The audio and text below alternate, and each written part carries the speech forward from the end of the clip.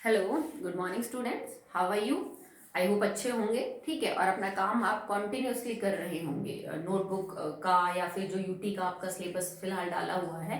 सो अपना राइटिंग का काम भी करते रहिए और जो यूटी के लिए आपको सिलेबस प्रिस्क्राइब कर रखा है उसको भी आप अच्छे से स्टडी करिए। If you have any doubt you can ask me any time. Okay, so चलिए, लास्ट वीडियो के अंदर मैंने आपको एनसीईआरटी टेक्स्ट क्वेश्चन करवाए थे। आई थिंक मैंने 13 या 14 करवा दिए थे आपको, और बचे हुए 4-5 क्वेश्चन मैंने आपको खुद करने को बोला था क्योंकि वो रिपीटेड क्वेश्चन थे, सेम ही थे, कुछ अलग नहीं दे रखा था उसमें। ठीक है, तो 19 क्वेश्चन थे टोटल एनसीईआरटी टेक्स्ट प्रॉब्लम्स के, वो आपने कर लिए होंगे फिर कॉपी में। अब हम अगला टॉपिक कर रहे हैं, that is NCERT exercise questions. Okay, तो चलिए स्टार्ट करते हैं with the first one. A solution turns red litmus blue. एक सॉल्यूशन है जिसमें रेड लिटमस को ब्लू कर दिया है, तो इससे एक बात तो क्लियरली समझ आती है कि आपका सॉल्यूशन तो बेसिक है। ठीक है, इसने 4 पीएच दे रखे हैं, बताओ वो सॉल्यूशन किस पीएच का हो सकता है? क्या उसका पीएच 1 होगा? नहीं, क्योंकि 1 तो एसिडिक होगा। क्या 4 हो सकता है? नहीं, बिकॉज 4 भी एसिडिक है, 5 भी एसिडिक है। इट कैन बी 10, तो आंसर आएगा 10, क्योंकि 10 पीएच जो है वो बेसिक हो सकता है। अगला है question number 2। A solution reacts with crushed egg shells. Crushed egg shells का मतलब अंडे का छिलका क्रश किया हुआ, उसका चूरा किया हुआ। तो जो अंडे का छिलका होता है बाहर का, आप बॉईल करने के बाद जिसको छीलते हो, वो एक्चुअली में CaCO3 होता है बेटा, कैल्शियम कार्बोनेट। तो crushed egg shell is nothing but CaCO3। Okay, marble का, चौक का, सबका यही फॉर्मूला होता है। ए सॉल्यूशन रिएक्ट, कोई सॉल्यूशन है जो इसके साथ रिएक्शन कर रहा है। ठीक है, to give a gas that turns lime water milky. ठीक है, कोई सॉल्यूशन है, जैसे मैं उसको ए मान लेती हूँ। ए ने CaCO3 के साथ रिएक्शन किया और एक ऐसी गैस बाहर दी जो लाइम वाटर को मिल्की करती है। लाइम वाटर टर्न्स मिल्की, इसका मतलब ये जो गैस है ये CO2 है भाई, इधर आपके पास कैल्शियम कार्बोनेट है। तो कौन सा कंपाउंड हो सकता है जो इसके साथ रिएक्शन करके CO2 बाहर दे? ठीक है, फर्स्ट ऑप्शन है NaCl। तो NaCl के साथ रिएक्शन करके CO2 बाहर नहीं मिलेगा क्योंकि ये खुद न्यूट्रल सॉल्ट है। नेक्स्ट है आपके पास LiCl, लिथियम क्लोराइड, ये भी सॉल्ट है, नहीं करेगा। KCl, ये भी सॉल्ट है बेटा। सॉल्ट एक सॉल्ट के साथ रिएक्शन करके CO2 बाहर नहीं देगा, ये खुद सॉल्ट है और ये भी सॉल्ट है। इस सॉल्ट के साथ अगर कोई एसिड रिएक्ट करे तो CO2 बाहर हो जाएगा, तो इसका आंसर आएगा HCl। कैसे? अगर CaCO3 HCl के साथ रिएक्शन करेगा तो it will convert into CaCl2 plus CO2 plus H2। ठीक है, तो ये HCl हो सकता है। अगला है थर्ड क्वेश्चन।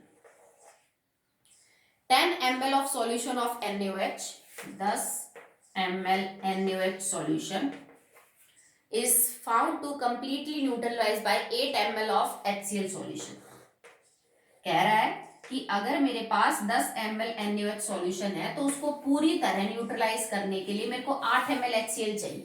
ठीक है, क्योंकि ये बेस, ये एसिड न्यूट्रलाइज करेंगे, पर 10 ml NaOH को पूरी तरह से न्यूट्रलाइज करने के लिए मुझे 8 ml HCl चाहिए। ठीक है, if we have taken 20 ml of same solution of NaOH, the amount of HCl as the solution same before required to neutralize it। अब ये क्या कहता है कि मान लो वही सॉल्यूशन है पर तुमने 10 ml की जगह 20 ml NaOH ले लिया, तो बताओ कितना तुम्हें HCl लगेगा उसी सॉल्यूशन का। देखो बेटा, सॉल्यूशन तो अलग अलग टाइप के बन सकते हैं, तुम HCl के अलग अलग कंसंट्रेशन के सॉल्यूशन बना सकते हो। ये कह रहा है कि एक सॉल्यूशन NaOH का है, उसमें से मैंने 10 ml बाहर निकाला, और एक सॉल्यूशन HCl का है, उसमें से 8 ml, तो दोनों ने एक दूसरे को कंप्लीटली न्यूट्रलाइज कर दिया। अब अगर उसी सॉल्यूशन का मैं 20 ml ले लूं तो मुझे उसी HCl सॉल्यूशन का कितने ml लेना पड़ेगा? भाई अगर 8 पड़ता है 10 के लिए, तो इसका मतलब 20 के लिए कितना पड़ेगा? 16 ml।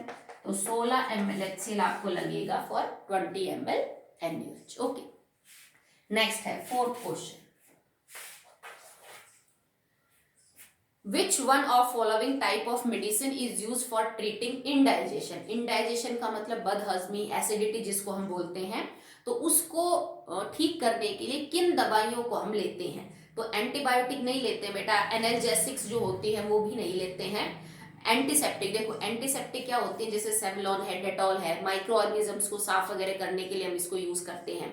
एंटीबायोटिक होती है जैसे कोई इन्फेक्शन हो गया आपको वायरस से या किसी से, तो उसमें जो एंटीबायोटिक हम लेते हैं एंटीबायोटिक्स, ठीक है। एनाल्जेसिक्स वो दवाइयां होती हैं that are use to reduce pain, जिन्हें हम पेन किलर बोलते हैं, ठीक है। एनाल्जेसिक्स आर पेन किलर, ये पेन किलर है।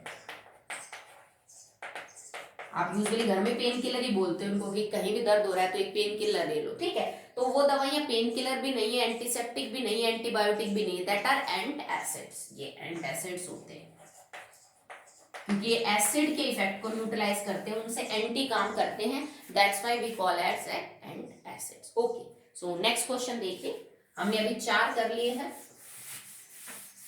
आपको इनके 4 ऑप्शन लिखने की जरूरत नहीं है, अगर लिखते हो तो बहुत ही अच्छी बात है, अदरवाइज आप क्वेश्चन लिखिए और फिर आप उसका डायरेक्ट आंसर लिख दीजिए। जितने क्वेश्चन प्रैक्टिस करोगे बेटा आपको पता चलेगा कि किस टाइप के क्वेश्चन इस टॉपिक से बनते हैं। सिर्फ टॉपिक याद करना या रटना नहीं है, जब तक उससे निकल के जो क्वेश्चन आते हैं आप उनको प्रैक्टिस नहीं करोगे तो आपका कॉन्सेप्ट अच्छे से क्लियर नहीं होगा। Okay, so now the 5th question, write word equation and then balanced equations for the reactions taking place when। तो आपको वर्ड इक्वेशन दे रखी है, आपको सिंबल इक्वेशन लिख के उसको बैलेंस करना है। Okay, dilute sulphuric acid react with zinc granules, so dilute sulphuric acid react with zinc granules to form ZnSO4 plus H2।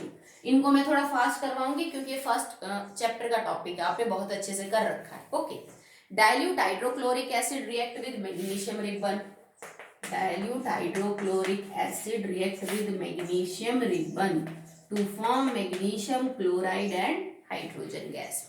dilute sulfuric acid react with aluminium powder, so dilute sulfuric to form Al2SO4 thrice and hydrogen gas। Next, dilute hydrochloric acid react with iron filings, मतलब लोहे के साथ, dilute hydrochloric acid react with iron to form FeCl2 and hydrogen gas. तो first chapter में हमने ये बहुत सारे की हैं कि सिंबल वर्ड इक्वेशन से सिंबल इक्वेशन बनाना और उसको बैलेंस करना। तो बैलेंस करने का काम मैं आप पे छोड़ती हूँ, चारों के चारों रिएक्शन को आप बैलेंस कर लेना। कुछ तो आपको मिल भी जाएंगे, जैसे ये ऑलरेडी बैलेंस है, यहाँ पे आप 2 लगा दीजिएगा, बैलेंस हो जाएगी।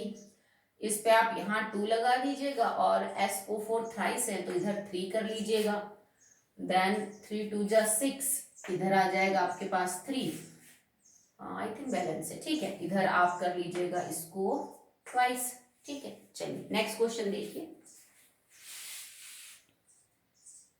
क्वेश्चन है question number 6 and it is compounds such as alcohol and glucose also contains hydrogen but are not categorized as acids, describe an activity to prove it। तो ये एक्टिविटी मैंने आपको समझाई भी थी, आपको नोटबुक में करने को भी बोला था, और सेम क्वेश्चन हमने जो लास्ट टाइप करी एनसीईआरटी के क्वेश्चंस की एनसीईआरटी टेक्स्ट उसमें भी आ रहा था, ठीक है। तो आपको एक्टिविटी में क्या करना है, ग्लूकोज या फिर अल्कोहल इथेनॉल के सॉल्यूशन में से आप इलेक्ट्रिसिटी जो है वो पास करके देखिए। अगर आपका बल्ब ग्लो कर रहा है तो इसका मतलब इलेक्ट्रिसिटी पास हुई, और किसी सॉल्यूशन में इलेक्ट्रिसिटी पास कब हो सकती है, जब आयंस फ्री हो। इसका मतलब इन्होंने अपने H पॉजिटिव आयन दिए तो ये एसिड होने चाहिए। अगर इलेक्ट्रिसिटी इनमें से पास नहीं होती इन सॉल्यूशन में से तो बल्ब ग्लो नहीं करेगा, और लिक्विड कंडीशन में अगर बल्ब ग्लो नहीं कर रहा, इलेक्ट्रिसिटी पास नहीं हुई, तो मतलब सॉल्यूशन में फ्री आयंस नहीं है, तो इन्होंने अपने H पॉजिटिव नहीं दिए फॉर्मूले में से, और ये एसिड नहीं है। तो एक्टिविटी आपकी बुक में मेंशन्ड है, आपने ऑलरेडी कर भी रखी है, ठीक है, तो ये आप खुद कर लेना। नेक्स्ट है 7th, why does distil water not conduct electricity whereas rain water does. कह रहा है कि जो प्योर वाटर है 100% प्योर वाटर, जिसको हम डिस्टिल वाटर बोलते हैं, डू नॉट कंडक्ट इलेक्ट्रिसिटी, ठीक है, क्योंकि because it does not contain any free ions, कोई फ्री आयंस नहीं होती है पानी के अंदर, H positive OH negative ions नहीं होती पानी में, वो फ्री नहीं होती घूमने के लिए। अगर पानी 100% प्योर है, अगर पानी में कोई इम्प्योरिटी मौजूद है ना, तो वो इम्प्योरिटी उसको H पॉजिटिव और OH नेगेटिव में तोड़ देती है। अब आप बात कर रहे हैं रेन वाटर की, मतलब बरसात के पानी की। रेन वाटर में क्या होता है बेटा, रेन वाटर का जो पीएच है ना वो एसिडिक है, क्योंकि उसमें पानी एनवायरमेंट में मौजूद कार्बन डाइऑक्साइड के साथ रिएक्शन करता है और बना लेता है कार्बोनिक एसिड। ठीक है, ये तो नॉर्मल की बात हो रही है। अगर आपकी रेन एसिडिक है तो उसमें H2SO4 और HCl भी हो सकते हैं इवन। ठीक है, तो हम तो सबसे सिंपल की बात कर रहे हैं कि कार्बन डाइऑक्साइड के साथ बरसात का पानी रिएक्शन करके कार्बोनिक एसिड बना देता है, और कार्बोनिक एसिड एक कमजोर एसिड है। ठीक है,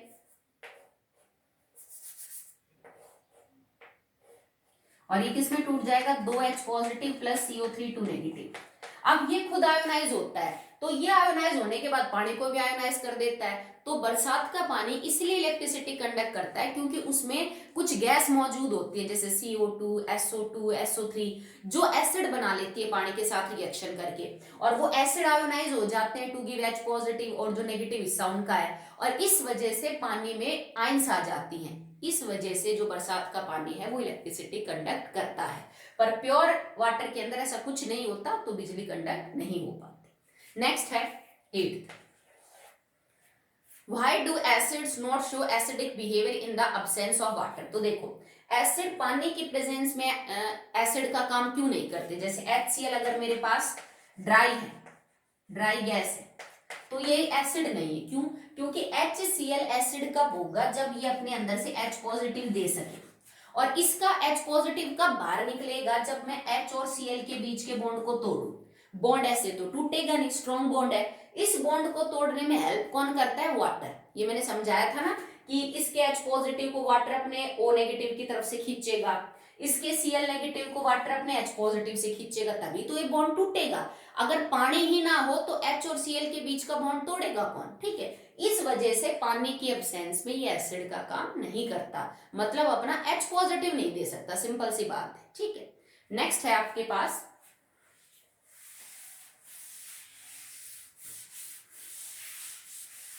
question number 9th.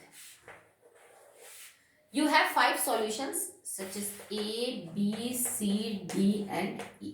Okay. Universal indicator से आपने इनका पीएच चेक किया, तो दैट विल बी 4, 1, 11, 7 एंड 9. आपको क्लासिफाई करना है कि सॉल्यूशन किस टाइप का है। तो देखो, दिस इज न्यूट्रल। ओके, ये भी एसिडिक है, ये भी एसिडिक है, but that will be strong acid, that will be weak acid. जानते हो इतना तो आप। ओके, ये भी बेस है, ये भी बेस है, बट ये एक वीक बेस है और ये एक स्ट्रॉन्ग बेस है। ठीक है, अगला है आपके पास question number 10th,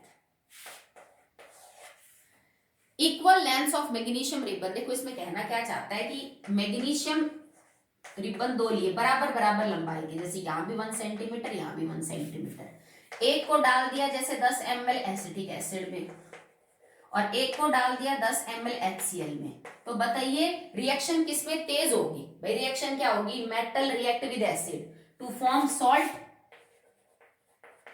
magnesium acetate plus hydrogen gas, and to form salt that is MgCl2 and hydrogen gas.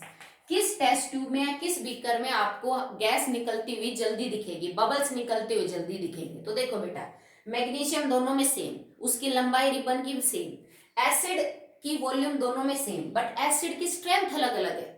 ये एक स्ट्रॉन्ग एसिड और ये एक वीक है, तो स्ट्रॉन्ग एसिड जल्दी रिएक्शन करेगा। तो इस वाली टेस्ट ट्यूब में हमें बबल्स बहुत जल्दी निकल, जैसे डालोगे वैसे बबल्स निकलेंगे। हाइड्रोजन गैस बहुत जल्दी बनती है क्योंकि HCl एक स्ट्रॉन्ग एसिड है, जबकि इसमें देर से बनेंगे because acetic acid is a weak acid. Okay, next question देखिए,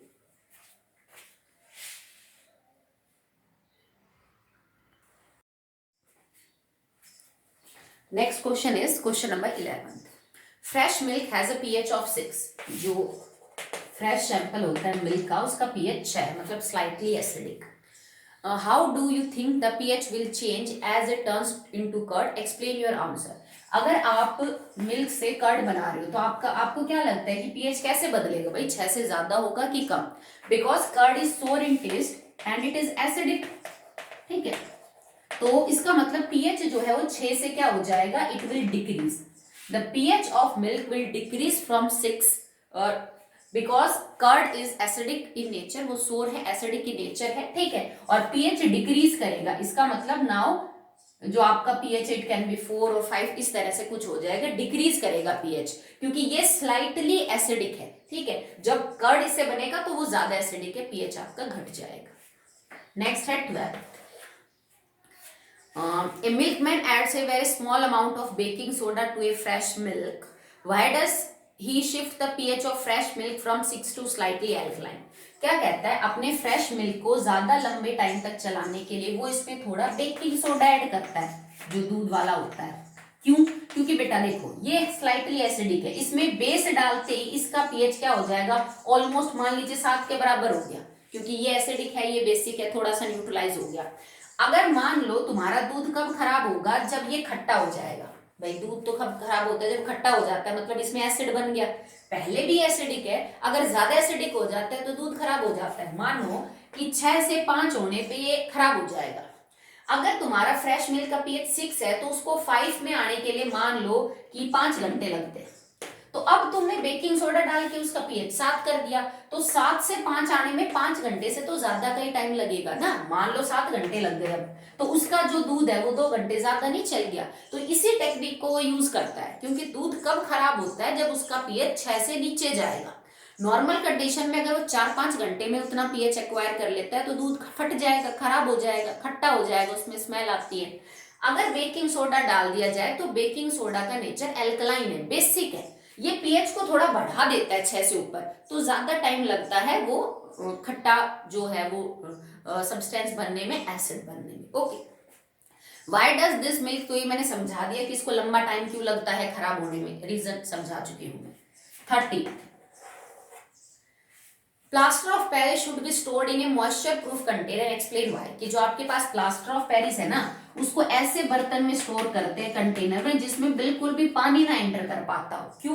क्योंकि अगर इसको जरा सा भी पानी मिला तो ये उसमें से 1.5 वाटर मॉलिक्यूल एब्जॉर्ब करके जिप्सम बन जाएगा और एकदम हार्ड मास की फॉर्मेशन कर लेगा। जैसे मान लो एक कट्टे के अंदर, एक जूट बैग के अंदर आपने प्लास्टर ऑफ पेरिस भरा और आप उसको प्रॉपरली स्टोर नहीं कर पाए, उसको नमी मिल गई, बरसात का मौसम था, तो नमी मिलते ही ये पीओपी बन जाए, पीओपी से जिप्सम बन जाएगा और वो पूरा जो कट्टे का कट्टा है वो सेट हो जाएगा, एकदम सॉलिड पत्थर जैसा बन जाएगा, आपका पीओपी नहीं जिप्सम बनेगा। इसलिए हम हमेशा इसको नमी से बचाने के लिए मॉइस्चर प्रूफ कंटेनर में स्टोर करते हैं, ठीक है। नेक्स्ट है 14, that will be easy one. What is neutralisation reaction, तो फर्स्ट चैप्टर से पढ़ते आ रहे हो, जानते हो, acid base react to form salt and water. 2 example बताओ, तो ये आपके लिए क्वेश्चन है, आप खुद कर लेना। ओके, नेक्स्ट है 15th question, give 2 important uses of washing soda and baking soda, तो still very easy. Washing soda को हम वॉशिंग पर्पस में, लॉन्ड्री में यूज करते हैं। वॉशिंग सोडा से हम पेपर, साबुन ये सब बना सकते हैं, टेक्सटाइल बना सकते हैं। वॉशिंग सोडा से हम हार्ड वाटर को सॉफ्ट वाटर में कन्वर्ट कर सकते हैं, ठीक है। बेकिंग सोडा एक एंटासिड है, आप इसको फायर एक्सटिंग्विशर में यूज कर सकते हैं। हम इसको बेकिंग पर्पस, जो खाना है बेक करके बनाया जाता है, उसके अंदर भी हम इसको यूज कर सकते हैं, ठीक है।